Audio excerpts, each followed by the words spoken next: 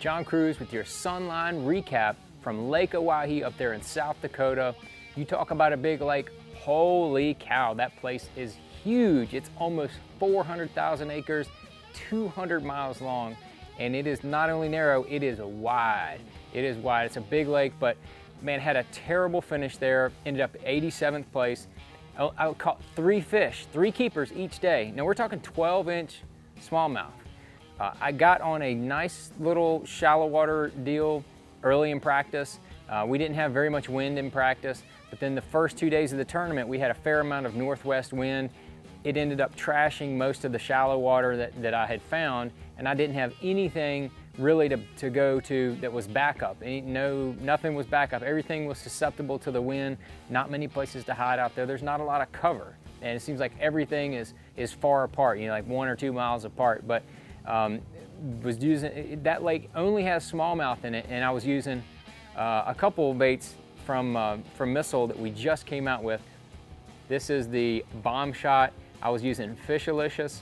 Congratulations to Caleb Summerall. He finished 13th. He caught every single one of his fish on the Fishalicious Bomb Shot.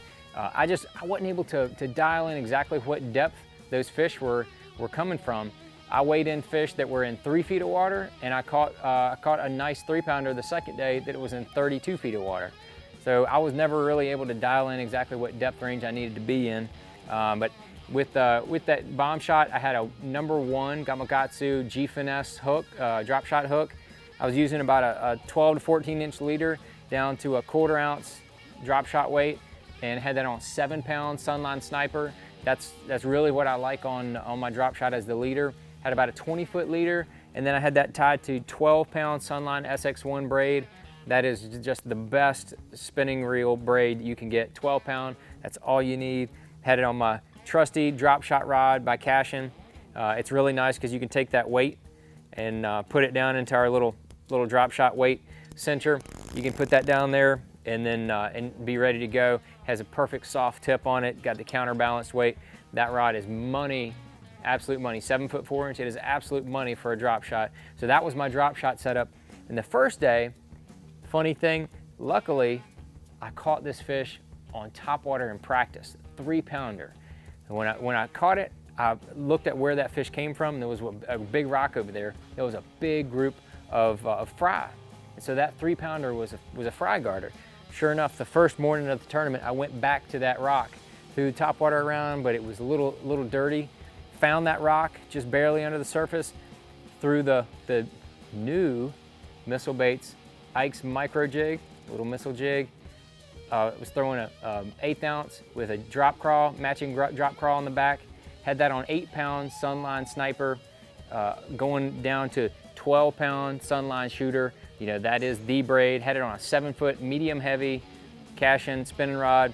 I could make real accurate casts with that. But I threw that over by that rock. That bait swam off, set the hook, caught that 3-pounder. Luckily, I had that fish the first day, or I'd have been really far out of it.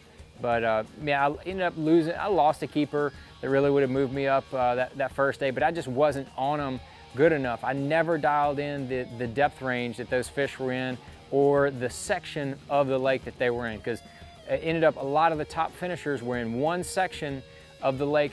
I practiced that section, but I didn't practice in the depth range that those guys were fishing in that section of the lake. So, you know, looking back on it, I did all I could do. I feel like I practiced well, made good use of my time, practiced really hard, long hours. I just never was able to dial it in. And, you know, the wind kind of changed directions on us during the tournament and messed up the stuff that I had found. But anyway, can't look back on that tournament too much anymore. I'm still in okay contention with the points.